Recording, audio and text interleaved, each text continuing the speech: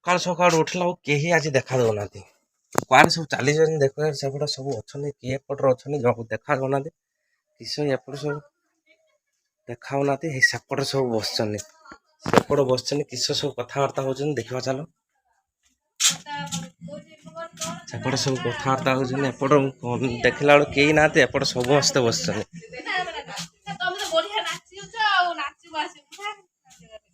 ଏଇ ଏଠି ମା ବସିଛି, ଅପା ବସିଛି, ଭାଉଜ ବସିଛନ୍ତି, ଦି ଭାଉଜ ବସିଛନ୍ତି, ଟୁନି ବସିଛି, ବୁଢା ବସିଛି। ଭାଉଜ କିଏ ହାତରେ ମେହେନ୍ଦି ଲଗେଇ, ସେ ମୁଣ୍ଡରେ ମେହେନ୍ଦି ଲଗେଇଲା। ଏଟା କି ସେ ନାଲିଆ ହବ ନା ହଳଦିଆ ହବ? ଏଟା ମେହେନ୍ଦି ନାଲିଆ ହବ ନା ହଳଦିଆ ହବ ନା କଳା ହବ? ଏଟା ବ୍ରାଉନ କଲର ମେହେନ୍ଦି, ହାତରେ ଲଗାନ୍ତି ମୁଣ୍ଡର। ଏଠି ଆମ ଜେଜେବାପା ବସିଛନ୍ତି। ବୁଢା 90 ବର୍ଷ ହେଇଗଲାଣି ଆଉ। 94 ବର୍ଷ ହେଲାଣି। ଆପଣ ଆଉ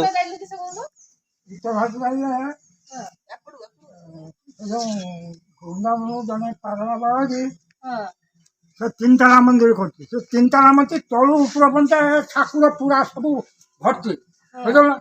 ଆଗେ ଲିଫ୍ଟ ଚାଲିବ, ସେଇ ତଳୁ ଆଗେ ଉପରୁ ଦେଖେ ଦେଖେ ଆସିବ ତିନିତାଲା ତଳୁ। କେତେ ଯେ ଠାକୁର ସବୁ ରହିଛନ୍ତି ତାର ସୀମା ନାହିଁ। ଯୋଉମାନେ ବୃନ୍ଦାବନ ଯାଇନାହାନ୍ତି, ଆପଣ ମାନେ ଚେଷ୍ଟା କରନ୍ତୁ ଯିବା ପାଇଁ। ବହୁତ ସାରା ଠାକୁର ଏଠି ଦେଖିବା ପାଇଁ। ଜେଜେବାପା ଯାଇଥିଲେ, ଯାଇକି ଆସିଲେଣି। ରଖିକି ଆଉ ସମସ୍ତେ ଘର ଲୋକ ହାତ ଦେଖଉଛନ୍ତି। ତୁ ହାତ ଦେଖିଛୁ ନା ଏଠି? ହଁ, ମୁଁ ହାତ ଦେଖି କିସ କହିଲା?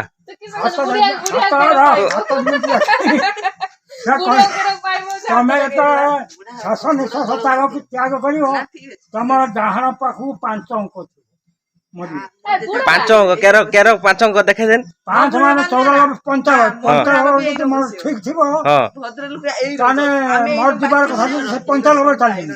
ଯଦି 95 ନ ଯିବେ ତାହେଲେ 105। ତାହେଲେ ଆସନ୍ତୁ ଦେଖିବା। ତାହେଲେ ବୁଢାବାର ଏଇଟା 94 ବର୍ଷ ହେଇଛି। ଜ୍ୟୋତିଷ କହିଛି ଯେ କି 95 ବର୍ଷରେ ନେକ୍ସଟ ଇୟର ବୁଢାବାର ଅଛି, ଡେଥ ହବାର ଅଛି। କିନ୍ତୁ ଜ୍ୟୋତିଷ କହିଛି ଯଦି ଡେଥ ନ ହେଲା ତାହେଲେ 100 ବର୍ଷ ସେଞ୍ଚୁରୀ ପାରେଇବେ। 105 ସେଞ୍ଚୁରୀ ମାରିବ। ଜେଜେବାପା ପୁରା ଷ୍ଟ୍ରଙ୍ଗ। ଏପର୍ଯ୍ୟନ୍ତ ଆମ ଜେଜେବାପା ପୁରା ଷ୍ଟ୍ରଙ୍ଗ ରହିଛନ୍ତି। 4ଟା କୋଳେଇ ନେଇକି ଆସିବ ଧାନ ଟେକି। ଚଷମା ନ ନାଇକି ବି ଆମ ଜେଜେବାପା ଗୀତା ପଢୁଛନ୍ତି। ଚଷମା ନ ନାଇକି ବି ଗୀତା ପଢୁଛନ୍ତି। ସକାଳୁ ଉଠିକି ଗାଧେ ପାଧେଇକି ଗୀତା ପଢୁଛନ୍ତି, ତାପରେ ଯାଇକି ଖାଉଛନ୍ତି, ତାପରେ ଯାଇକି ଗାଁକୁ ବୁଲିତେ ଯାଉଛନ୍ତି। ଏପର୍ଯ୍ୟନ୍ତ ଜେଜେବାପା ପୁରା ଷ୍ଟ୍ରଙ୍ଗ ରହିଛନ୍ତି। ବିଷାଧାର ଗଗନ ସଦୃଶଂ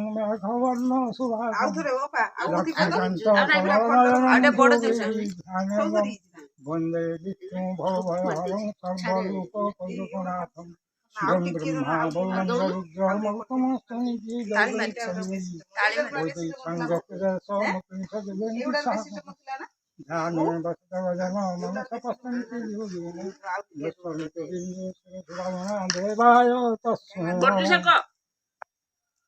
ଦେଖନ୍ତୁ ଅଛି ବୁଢାବା ଗୀତା ଅଛି। କେତେ ସୁନ୍ଦର ଭାବରେ ଗୀତାର ଶ୍ଲୋକ ଗୋଟେ କହିଲା। ଏଇଟା କେତେ ନମ୍ବର ପେଜର କୋଉ ଶ୍ଲୋକ ଏଟା ବୁଢା କହିପାରିବୁ କି?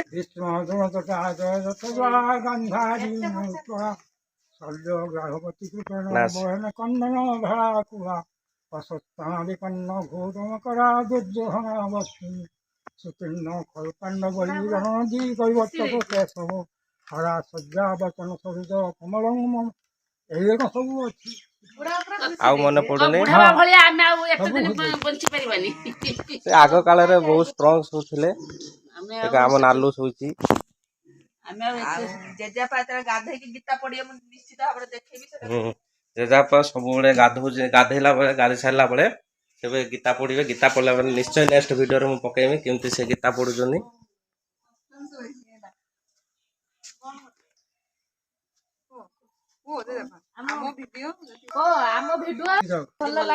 ଆମ ଭିଡିଓ ଯଦି ଭଲ ଲାଗେ ଲାଇକ୍ ସବସ୍କ୍ରାइब और कमेंट शेयर କରିଦିଅ। ବଡ ଭାଉଜର ମେହେନ୍ଦି ନୁପୁର ମେହେନ୍ଦି ଲଗା ସଇଲା। ଏବେ ମଝିଆ ଭାଉଜର ନୁପୁର ମେହେନ୍ଦି ହବ।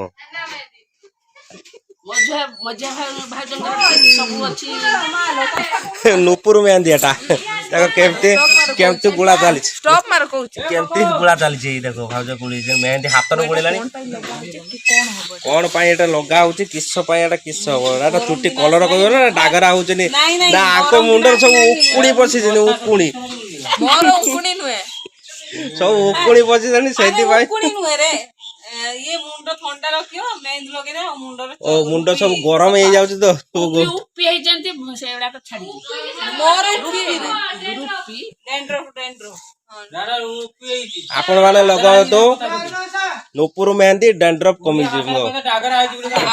ଆଉ ମୁଣ୍ଡର କେମିତି ଗୋଳା ହଉଛି କେମିତି ଭାବରେ ପ୍ରୋସେସ କରାହଉଛି ଦେଖ ଏହାକୁ ମାର ଆଉ ଡ୍ୟାଣ୍ଡ୍ରଫ ହବନି ଆଉ ଚୁଟି ସ୍ମୁଥ ରହିବ। ଭାଉଜ ମାନେ ଲଗାଉଛନ୍ତି ତୁମେ ମାନେ ବି ଲଗାଅ। କେଇଟି କାମ ହବ ଆଜି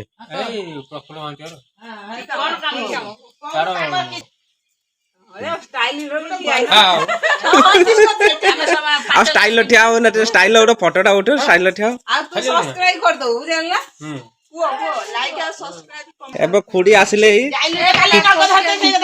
ଖୁଡି କାଲି ଯାଇଥିଲେ ବାଲେଶ୍ୱର ବାଲେଶ୍ୱର ବସ ଫେଲ ହେଇନି ଯେ ହଇରାଣ ରାଣୀ ବସ ନା କିଛି ହେଲା ଲକ୍ଷ୍ମୀ ବସ ଲକ୍ଷ୍ମୀ ବସର ଗଲି ଲକ୍ଷ୍ମୀ ବସ ଚଲେଇଛି ମାନେ ଏକ୍ସପ୍ରେସ ଗଲା ତାର ଷ୍ଟପେଜ ନାହିଁ। ଭଲ ଲାଗିଲା ନା ବସରେ ଯାଇକି ହଁ ଭଲ ଲାଗିଲା। ସାଧା ପୁରେ ଆଉ ସେ ପନିର ଛତୁ କାଲି କିସ ଥିଲା ମାମୁଁଙ୍କର କିସ ଥିଲା ଲଗ୍ନ ଧରା ଥିଲା କାହାର ଭାଇ ଝିଅର ସେଇ କଥା ହଁ କିଛି ଆଉ ଆମ ତ